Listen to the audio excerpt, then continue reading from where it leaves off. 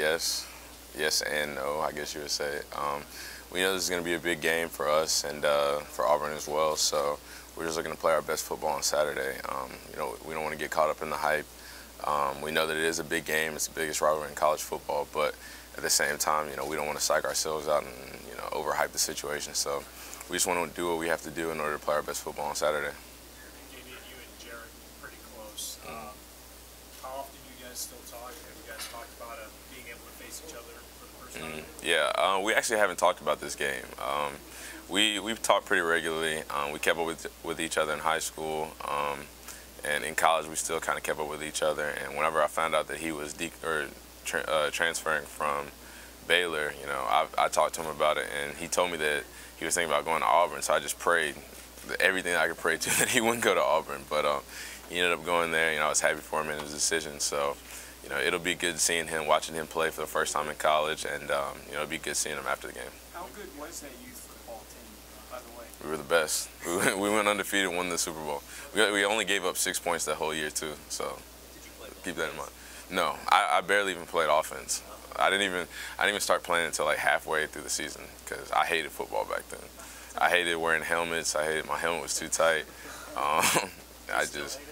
Well, no, not anymore. But I guess my turning point was we were in a game and it was 6 overtime, and I was sitting on the bench just drinking up all the water.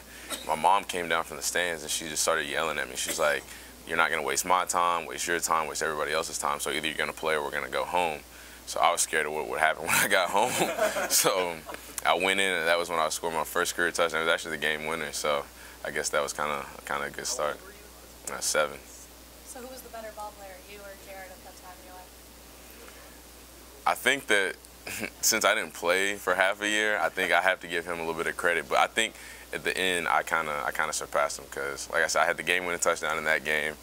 In that Super Bowl game that we played, I had a 98-yard touchdown, so I think I was a better player in the end. Did you know back then that you both were going to be on this projection to being college players? Could you tell he was going to be the kind of player he turned into? I mean, when you're 7, 8 years old, you know, you're just playing the game for fun, which, I mean, you still play for fun now, but, you know, you just get together with your friends and form a team and, you know, just go out and play against other kids in the neighborhood. But I think it's crazy where we started and where we're coming from, and then, you know, playing on the same team, him handing me the ball when we were 7, 8 years old, and then turning around playing against each other in the greatest rivalry in all of college football. So, you know, it's just crazy how the world works, and, you know, I'm definitely happy for him. I'm proud of him, and, you know, like I said, I look forward to seeing him on Saturday. Damien, what have you learned about the rivalry being from Kentucky and then looking at it and now being here 3 years? Yeah, it's definitely different than what you see on TV, and you know, watching it, you still know that it's one of the biggest games you can play in. But actually being a part of it and seeing what happens in those games and seeing the stakes of those games, I think it definitely changes your perspective and it makes you appreciate it even more. So, like I said, we know this is a big game and one of the biggest we'll play in. So we're looking forward to it. As a running back, I don't know how much you've been able to see carry on play. What makes him so effective? I think he just has all the tools that you need to be a great running back in not only this league but in the country.